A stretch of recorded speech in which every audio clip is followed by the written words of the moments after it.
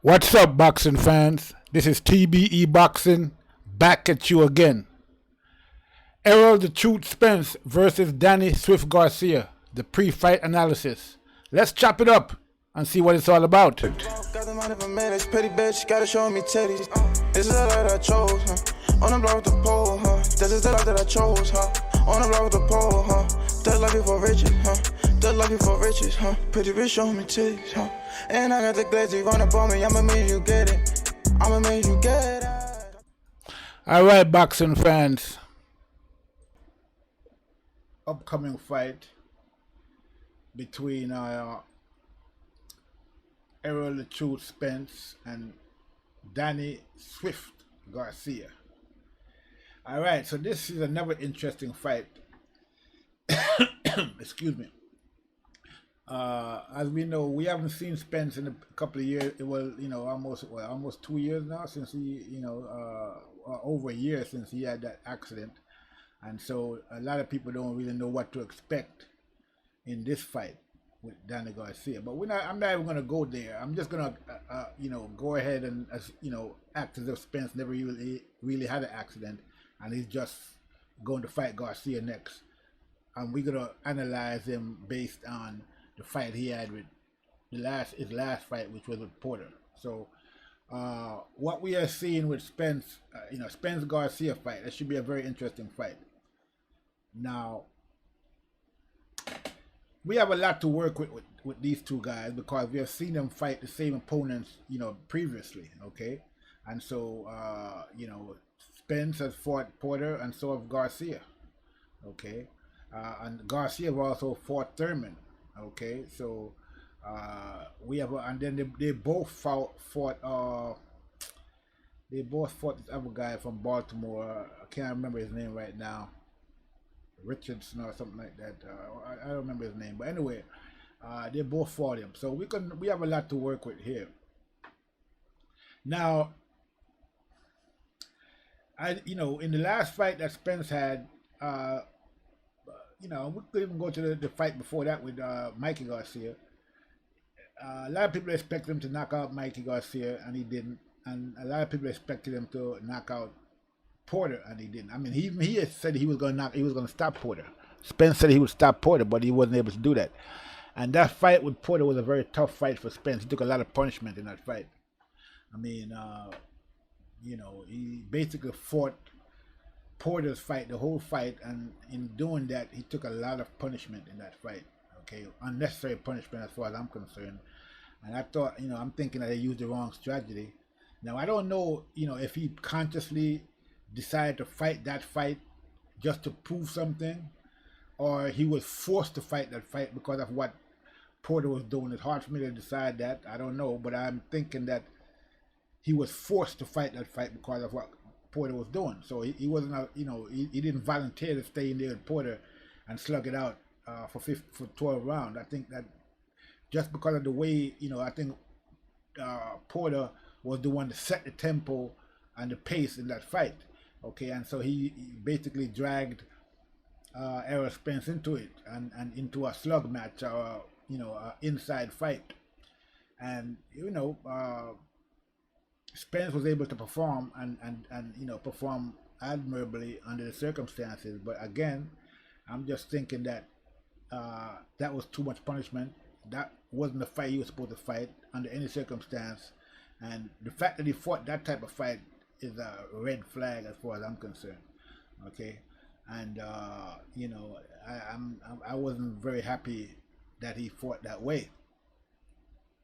Now, if we look at Danny Garcia, I mean, Danny Garcia is a very good fighter. He's been around for a while now. He came up from 140, and he's been campaigning at welterweight, and he's been doing pretty good. I mean, nobody ever really beat up Danny Garcia that I've seen.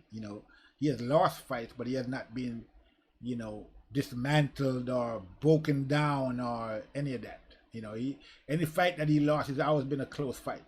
Okay, so you got to put him up there with the best of them. He's one of the best fighters at welterweight, elite fighter at welterweight. I mean, I don't know. In terms of him a matchup against Spence, I don't know. I mean, Danny has a good left hook. Uh, I don't think he used the jab enough. Okay, and to me, any fighter that doesn't use the jab is a one-handed fighter. Okay, he's a handicapped fighter as far as I'm concerned. Any fighter, I don't care who he is. If he's not using the jab, you're a handicapped fighter, and a lot of these fighters, don't use the jab. So a lot of these fighters are handicapped. Okay, and Danny Garcia is one of those fighters. He doesn't really use the jab that much. He should use it more. I mean, I saw, if we look at the fight, but one thing about Garcia, it seems that he has a lot of power, and he has demonstrated that, he's a heavy-handed fighter. He hits hard, okay? And he's not the fastest fighter in the world. I mean, to me, he's a little, I think Spence might be a little faster than him. Both of them are not that, doesn't have a lot of, not, great hand speed or anything like that, but I think Spence might be a little bit quicker, okay? But, I'm pretty sure that Danny Garcia has the bigger punch. And the reason I'm saying that is because if you look at the fight between Danny Garcia and Porter, you'll notice in that fight that Porter stayed away from, he boxed Danny for the first half of the fight. Like he went in a boxing, he did a boxing match, he put on a boxing show. He didn't really try to engage Danny too much for the first 6 rounds of that fight. He basically boxed, moved around the ring, jabbed, stayed away from Danny, okay? And then after the 6th round, at the beginning of or somewhere in the 6th round, he started taking the fight to Danny Garcia, okay? He started pushing the fight, okay? He started being more aggressive because I'm thinking the reason for that is because he was weary, he was weary of Danny Garcia's power in the early part of the fight, and that's why he was boxing, because he didn't want to taste this power. I think that's what that was all about, okay? And even after the 6th round, he still boxed, but he engaged more. He was more aggressive. He took the fight to Danny more. He took more chances, but he didn't do that until after the 6th round, okay? So that tells me that Porter respects Danny's power, okay, and that Danny's power is not something, it's not a joke. It's the real deal, okay? Because if you see the way Porter fought Spence, he had no fear of Spence's power. He was in there with Spence the whole time, in the pocket with Spence the whole fight. He didn't try to back off or any of that. He just kept moving forward the whole time. So the fact that he didn't do that against Danny tells me that he has a lot more respect for Garcia's power than he does for Spence's power. Okay, and that was very apparent. And another reason why I'm thinking that is because if you look at the fight between Danny Garcia and Keith Thurman, we see the same thing, but in reverse. Okay, we saw that Thurman went in there, and for the first 6 rounds, he attacked. He kept, he went in there and attacked Danny Garcia. He went on the offense from the first 6 rounds. Okay, and then the last 6 rounds, he kind of took it. He started boxing, started taking it easy. So what do we learn from that? Well, I'm thinking that when he went in there, Thurman wanted to establish, and he wanted to establish himself, and he wanted Danny to respect his power from the very beginning. Okay, because the reason you would do something like that is because the guy that you're gonna fight has power, and he has power, but you want him to know that you have power, and you want him to respect your power. Because if he respects your power, then he's not gonna, try to just rush you and try to take you out with his power, because he's gonna have respect for your power. So that's what Thurman did. He went in there and he went all out. It seemed like, trying to establish himself in the first couple of rounds, trying to let Danny know that, hey, I'm here and I'm here. I have power too. It's not just you. But after the 6th round, I think that,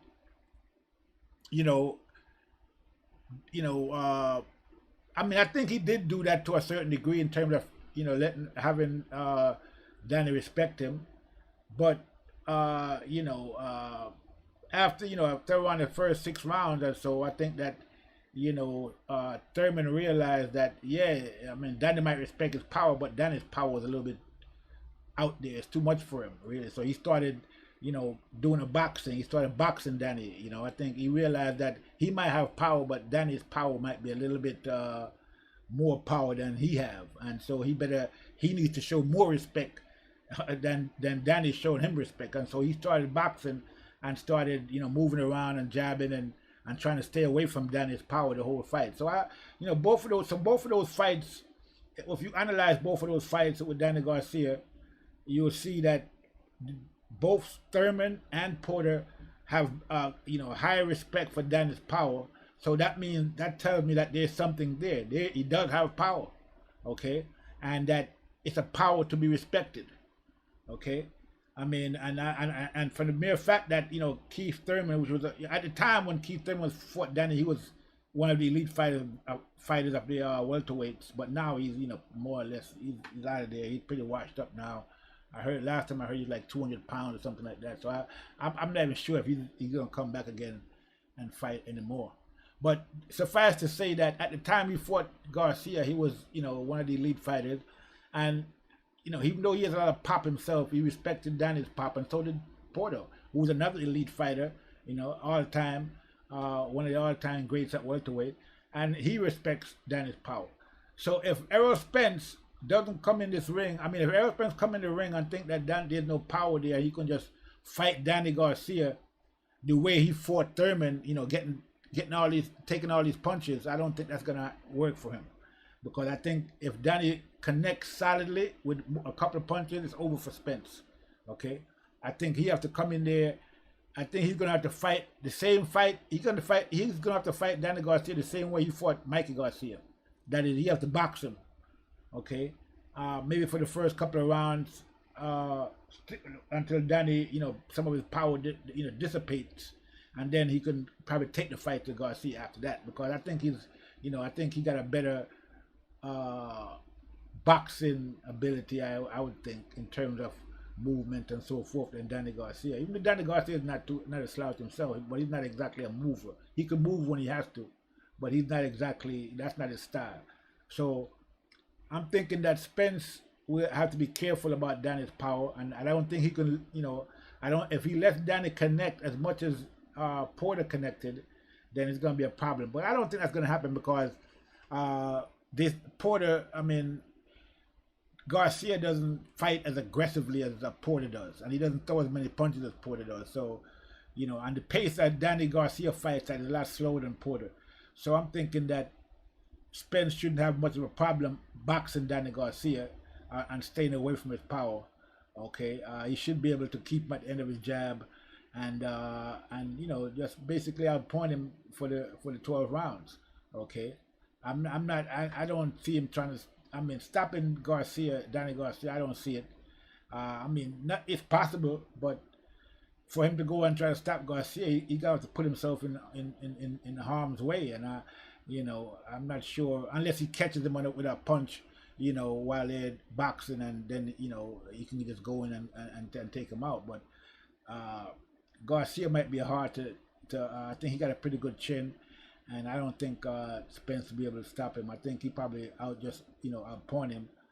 But again, I'm going to tell you that Danny is a live dog in this fight. Okay, it's not a foregone conclusion that Spence is going to beat Danny Garcia. He's going to knock him out or whatever people are thinking. I'm thinking that it's not going to be an easy fight for him. It shouldn't be a difficult fight. He should be able to outbox him, keep an end of the jab, and he should win that way, okay? But again, if Danny Garcia connects with a solid punch, one of his power punches, Spence might have a long night ahead of him, okay? And so it should be an interesting fight, okay? Danny has a shot. I don't think, it's a case where we can say that Danny has no chance of beating Spence whatsoever. The fight that we saw last time with Porter showed you that Spence is beatable. He can be touched, and once you can be touched, you can be beat. Okay, because if you look at the Danny Garcia and the Porter fight, and you look at the Spence and the Porter fight, Danny Garcia had an easier fight against Porter than Spence did. Okay, it wasn't a difficult. Porter didn't touch Danny Garcia as much as he touched Spence. He didn't go inside. He didn't fight Garcia on the inside as much as he fought Spence on the inside. So he basically took the fight to Spence, that is Porter, but but he didn't take the fight to Garcia, okay, except after the 6th round, and he didn't do it as much as he did against Spence. You know, he basically kind of mixed it up, box, be aggressive, box, so it was a whole different fight. He fought Garcia the way he fought Ugas, okay, so something similar to that. So I'm thinking that there's a lot of there's a good reason for that, and I think that if Spence going there and don't stay on his P's and Q's, he might get touched by Garcia, and that could be goodbye goodbye Lucille or whatever. So I'm thinking that Spence has to be very careful of Danny Garcia.